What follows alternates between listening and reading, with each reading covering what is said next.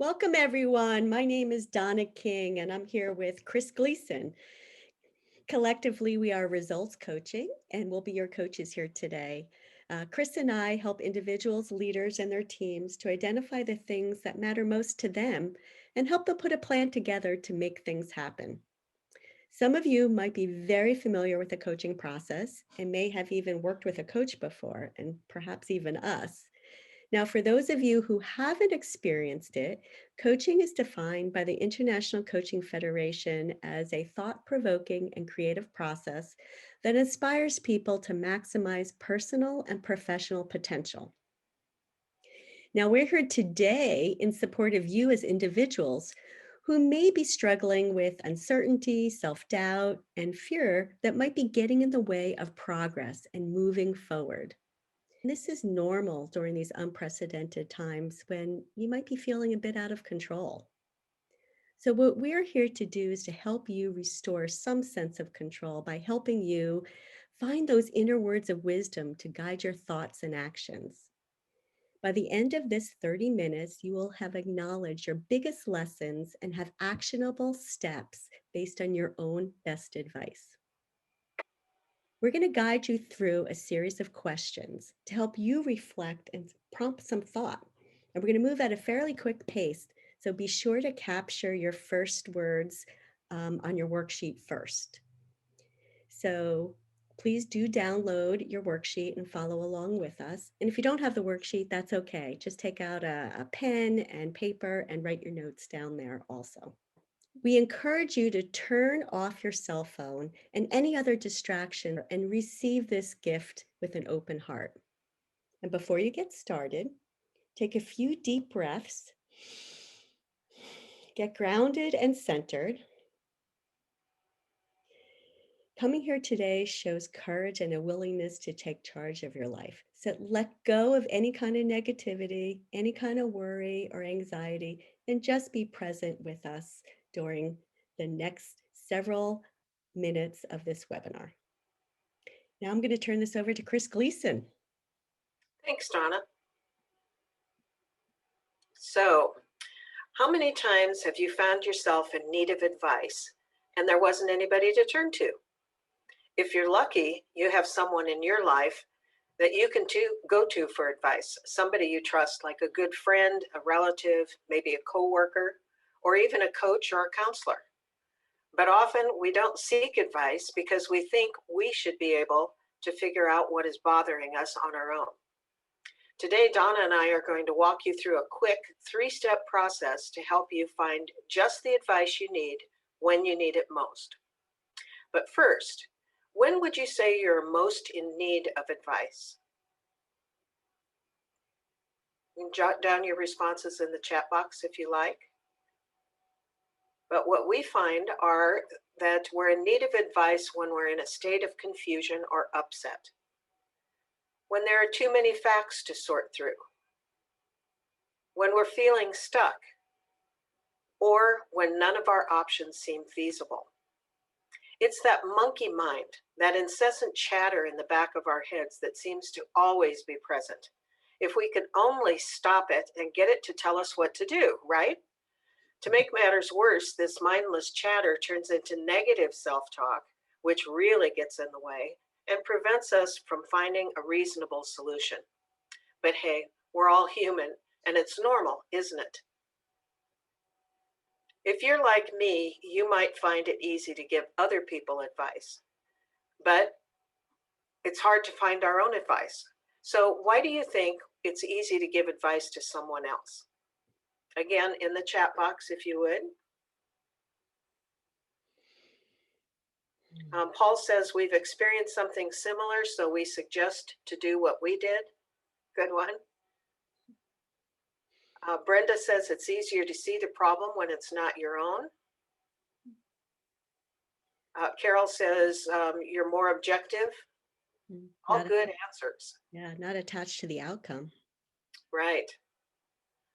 So it's easier to give advice to other people, first of all, because we're not emotionally involved in whatever dilemma that person is facing, right? And because of that, we have a broader perspective. We're not mired in the muck of the situation. And importantly, there's no personal investment in the outcome. It's easy to give advice when you're not the person who has to follow it through. So on the other hand, why is it so much harder to solve our own problems? Again, in the chat box, if you would.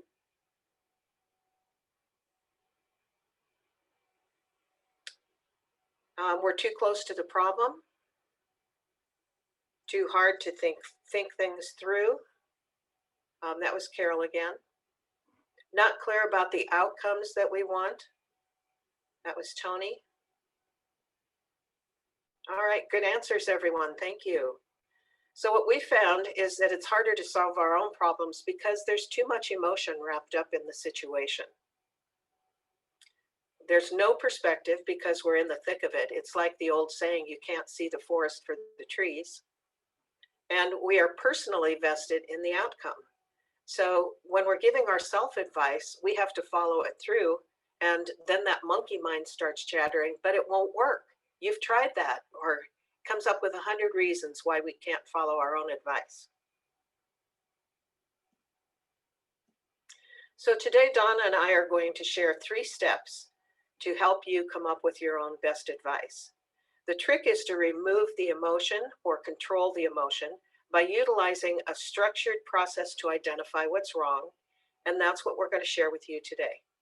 So our 3 steps are to first review your accomplishments and disappointments from the past. And then from that, identify lessons that you learned, and then turn those lessons into a piece of advice. So we'd like you to follow along as we go through these questions and answer them in the workbook that was provided. So are you ready? First question. What did I accomplish? So think about the past year and think about the things that you accomplished, be they large or small. And here are some examples. I was there for a friend when he needed me most. I recovered from a financial setback. I spent more quality time with my family. I completed the first chapter of a book I'm writing. I won the sales trip at work. We took an amazing 3-week honeymoon in Southeast Asia. I cleaned out the garage. So as Donna said earlier, just whatever comes to the top of mind, jot it down as far as your accomplishments. Don't worry about whether they're big or small. Whatever you feel good about, put them down. So think about first of all, how many of you make to-do lists? Let's say you have 10 things on your to-do list, and at the end of the day, you've accomplished 8 of them. So as you're heading for home, what is it that you focus on? Is it the 8 that you got done? No, it's typically the 2 that didn't get done. And that's human nature. We have a tendency to always look on the negative side as opposed to the positive side. We're hard on ourselves. And jotting down your accomplishments is a chance to focus on and give yourself credit for the things that you did do. Things you feel good about or proud of. They don't have to, like I said, they don't have to be huge accomplishments, large or small. And try to think of accomplishments in your personal life, accomplishments at work, and accomplishments in relationships. You might even identify accomplishments related to COVID-19 and the pandemic. So we're going to give you a couple of minutes to make your list of accomplishments. Get started now.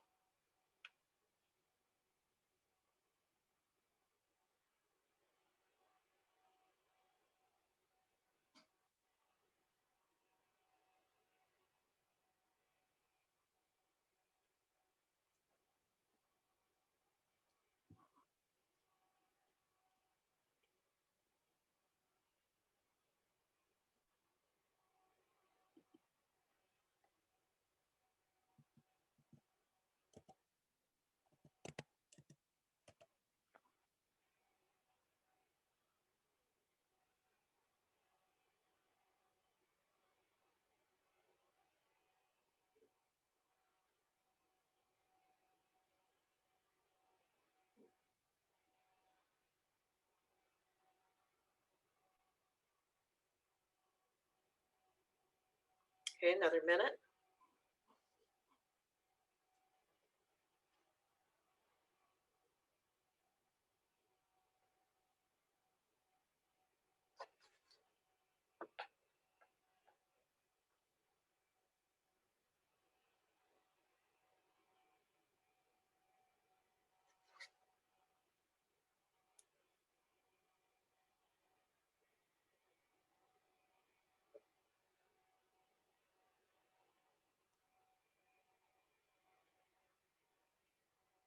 30 more seconds.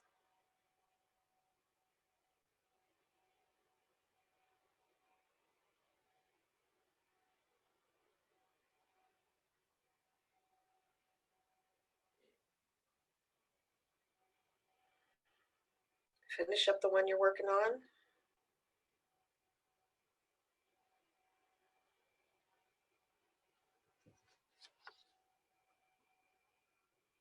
All right, great. So how did that feel? Have you ever made a list of accomplishments before? In the chat box, jot down how it felt. Energized. Surprising. Felt good. Didn't realize I'd done so much. All right, that's nice. Okay, so a wise coach once told me that when we feel undervalued and unappreciated, we lose confidence in our ability to make our dreams come true. So if you really believe that, then it's really important to take some time every once in a while and give yourself credit for what you got done. It boosts your confidence, makes you feel more valued and appreciated, and that all helps to help you make your dreams come true. All right, good work. So now it's time to look at the other side of the coin, and that is to examine our disappointments. So again, here are some examples. I fell short in several key objectives at work. I didn't get the promotion I was expecting. I was unable to mend a relationship. COVID-19 hit and many of my co-workers were laid off. I didn't get a chance to visit my brother. My health or fitness levels declined. We haven't unpacked and settled into the new house as much as we'd like. So again, as you can see, some of these are big disappointments and some of them are small disappointments. But whatever they are, we need to let them go. Because as human beings, we have a tendency to hold a tremendous amount of energy around our disappointments. In fact, if I asked you now to recall a big disappointment, I'll give you a couple of seconds to think about that. I'm willing to bet that you feel it in the pit of your stomach. And that's that energy that we're holding around that disappointment. By jotting them down and acknowledging them, we're able to let that energy go, free it up for better use.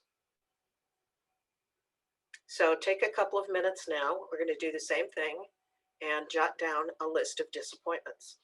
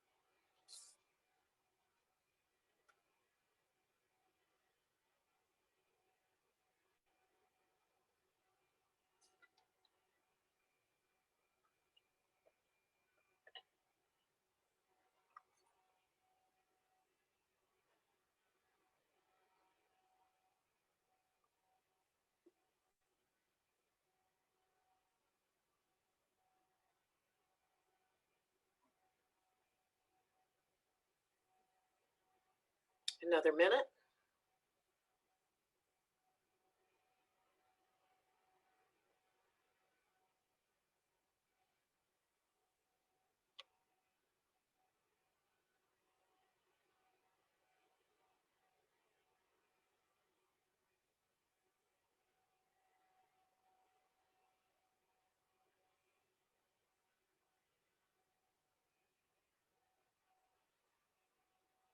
Thirty seconds.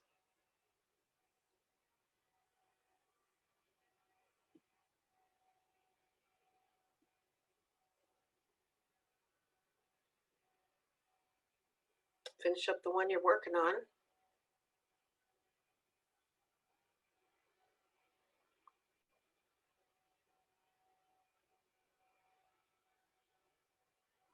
All right. So how did that feel?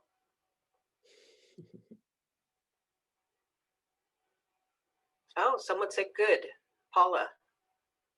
Felt relief. Tony. I'm ready to get rid of them. That was Paul. Feels good to let go, doesn't it? Yeah. All right, good. So good work. We're moving on to our second step, which is to identify the lessons that you learned. So in this case, what we're going to do is review your list of disappointments and accomplishments. And when you look at your accomplishments, ask yourself, how did I do that? What could I do to make sure that I'm able to repeat this type of performance in the future? And look at your disappointments and ask yourself, what could I have done to avoid this failure? And by asking these questions, you can come up with lessons learned. So here are some examples. An accomplishment: I recovered from a financial setback.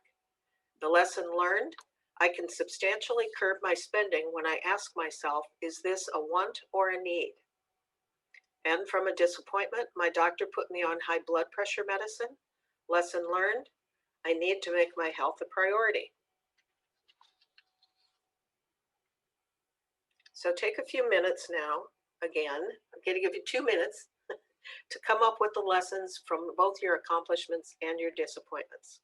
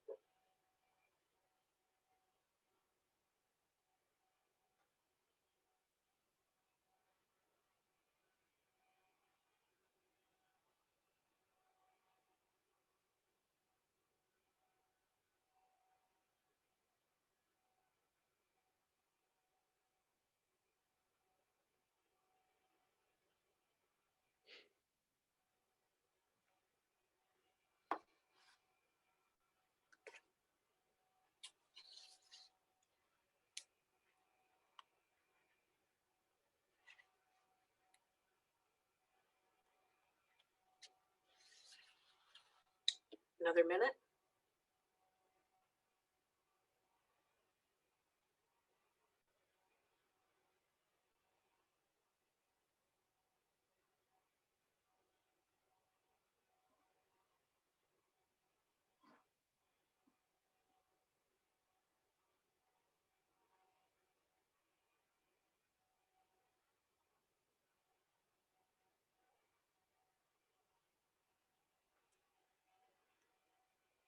Finish up the one you're working on.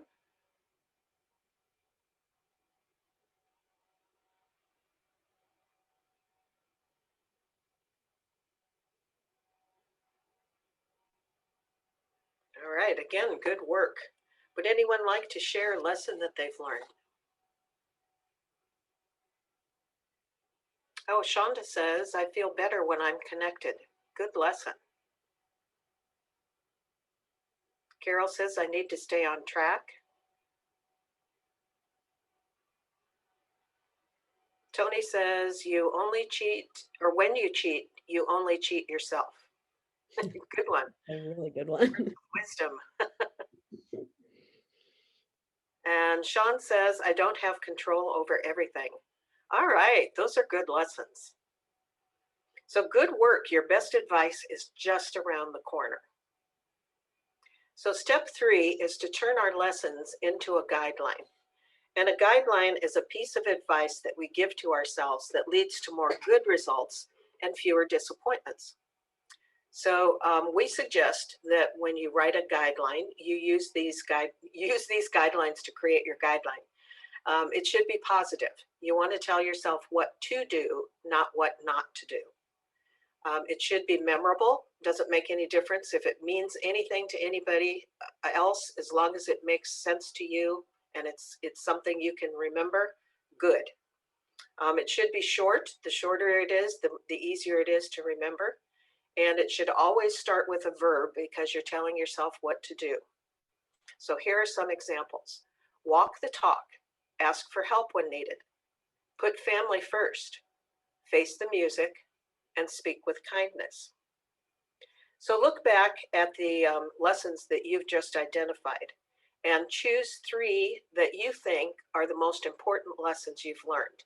The ones that if you could turn it around would have the biggest difference moving forward. And if you can, try to choose one from personal, one from your career, and one that relates to relationships. But if that's secondary, just try to choose the 3 that would make the biggest difference. Once again, we're going to give you a couple of minutes to do this. I do have a couple of more slides here, so let's take a little stop for a second. You want to say what you will do, not what you won't do. So be patient and speak kindly versus stop yelling when I lose my patience. Another piece of advice, make wise spending decisions versus stop spending money on things I don't need. And eat healthy foods is the positive way of phrasing it versus quit eating takeout.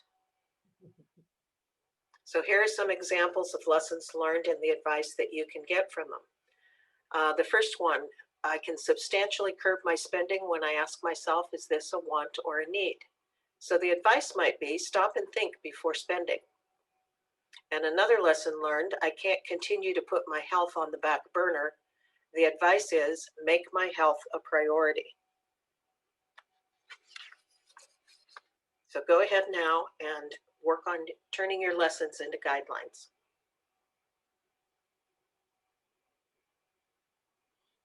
I like this little tip. Imagine you are talking to a friend. Oh, good one. Yeah. If your friend came to you and said, I can't continue to put my health on the back burner, what would you advise?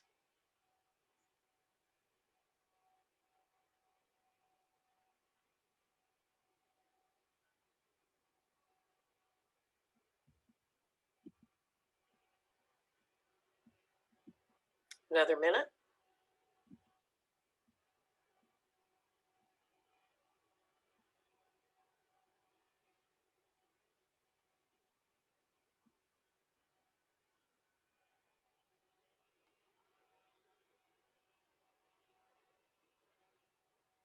Thirty seconds.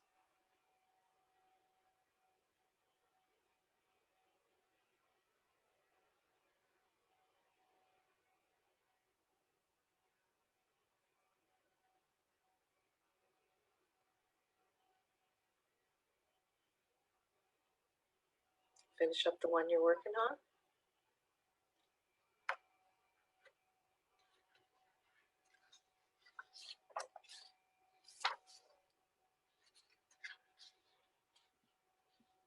All right. So did anybody come up with some really awesome advice or a guideline that they'd like to share with the group?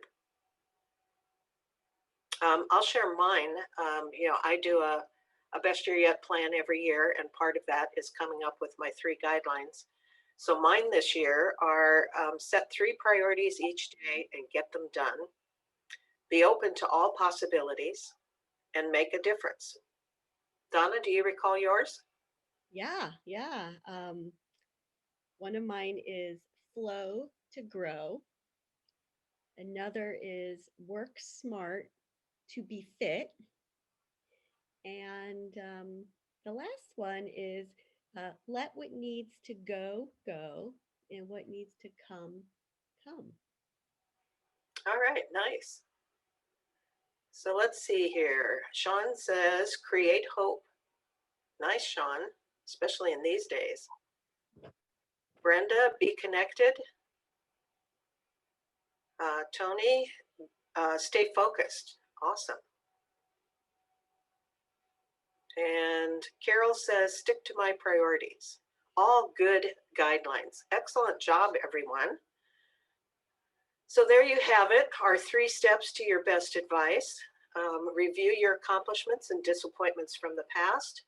Identify the lessons you learned from those accomplishments and disappointments, and turn the lesson into a piece of advice. As coaches, we're all about helping our clients identify lessons learned whenever possible.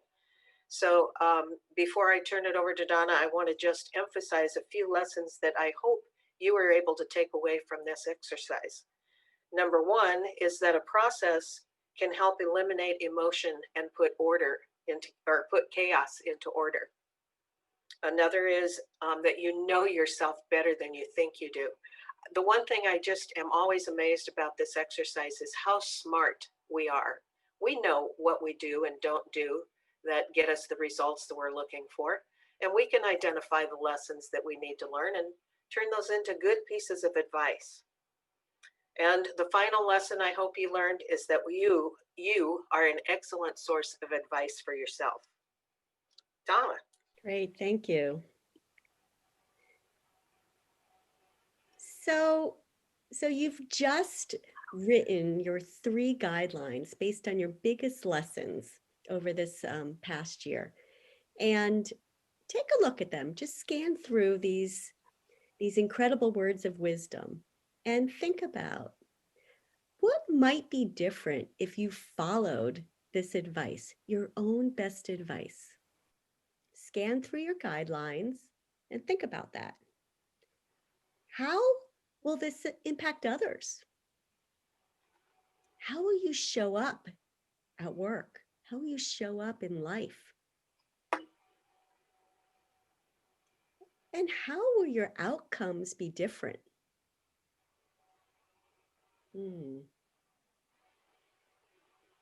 Now think about what's the first step you'll take to put your own advice into practice? What will you do? What are some actions you'll take? And when you think about this, are you going to need some support? Who will you reach out to?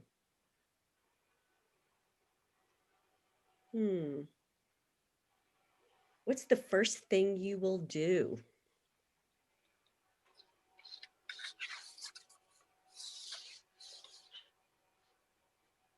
So the last 30 minutes or so has been pretty powerful experience. And we've moved rather quick. So I encourage you to spend a little time after this session to review the work you did today. And feel free to polish up your guidelines, add to your advice, make it simple, make it powerful. And if you've had a breakthrough, notice the possibilities that emerge over the next couple of days or even weeks and let it in. Now, we've hoped that you've enjoyed learning about this 3-step process and discovering your best advice. What I'd like to ask you now is, what's different for you? From when you started this webinar to where you are now, what shifted for you? What's different? What did you discover about yourself? Just take a moment and jot down a few thoughts into the chat box.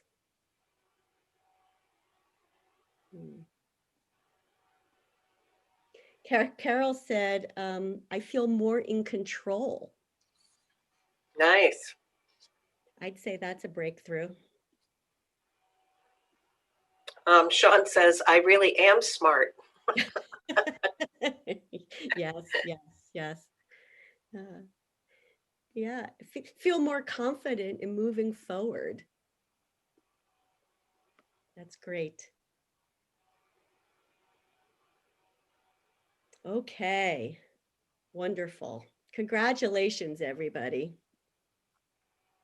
Now, Kris and I, as Kris mentioned before, we do this process with our clients. We have this full Best Year Yet workshop. So on, is it February 3rd? I believe we are doing a workshop. It's a half a day. Come spend a half a day with us online, and we will help you create a plan to make 2021 your best year yet. You'll have an opportunity to um, discover what your limiting beliefs may be and work on shifting them, create a new empowering mindset. You'll do a whole life review and explore the areas where you need and want to break through, and then develop goals around those. And then the outcome will be a one-page plan. So you can join us on February 3rd. As I said, it's 1:30 to 5:30. And you can go online to our website at resultscoaching.us in order to find out more information about it, or you can go directly to Eventbrite also, and be sure to save your seat for that. We also, Kris and I, do one-on-one coaching engagements. So if you are struggling or want to create some positive change in your life, please do contact us. We also do team coaching within your organization. We have Best Year Yet programs for teams. That's a very, very powerful experience to align your teams on the things that matter most. We do some group coaching, and we have a cohort starting in February. And then, of course, we do a number of lunch and learns to help people in organizations, or if you have a nonprofit organization that you want us to do something similar like this to, we will do that. And our upcoming online workshops on February 3rd, like I said, 10 steps to make 2021 your best year yet. February 4th, turn your life around by learning the 5 principles of transformation. February 25th, we have another powerful experience making sense of this mad, mad world. And on March 25th, we have Emotional Intelligence Matters. And then if you're interested, if you are a manager and you want to make a breakthrough in how you work with people, we do have a online training in April. All events, you can visit resultscoaching.us. And if you have any questions, please do reach out to Kris Gleason or Donna King, and our contact information is right here.